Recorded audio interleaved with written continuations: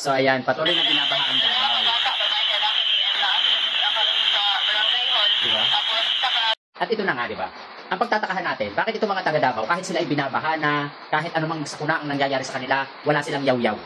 Walang reklamo. Tanggap lang nila kung ano man ang sakuna na dumating sa kanila.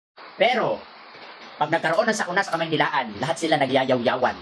Yun ba ang patunay na okay lang sa kanila na walang ginagawa ang mga opisyal doon? Dahil nga ito ay mga Duterte at bawal magreklamo. Kung ano-anong sinasabi ninyo pag binabaha ang Kamaynilaan. Pero, tahimik kayo pag mismo kayo ang binabaha. Bawal pa kayo magreklamo dyan? Dahil pag nagreklamo kayo dyan, baka lagyan ng masking tape ang mga bunganga ninyo ng mga Duterte.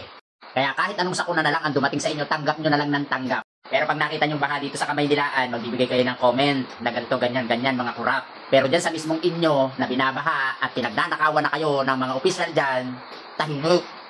Hindi halata. Parang sa Davao, bawal ka magreklamo. Dapat lahat ng magaganda ang sasabihin mo.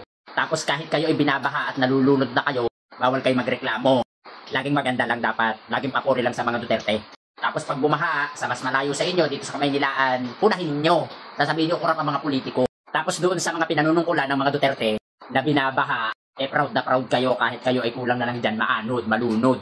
Talaga kayo mga DDS, no? Ewan ko ba kung bakit nyo sinusuportahan pa rin yung mga politikong ganyan.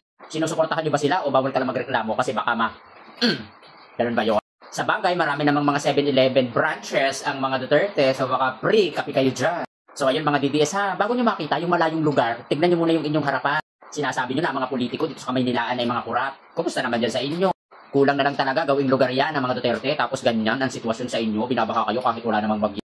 Paano pa kaya pag binagyo kayo diyan? Baka mabura na talaga kayo sa mapa. So ayo, keep and God bless. Huwag kayong ano dyan, mga DDS. Pag bumaha dito sa Kamaynilaan, huwag na kayo makaila dahil hindi na namin kayo papakailaman diyan kahit kayo mga lunod. So ayun ha.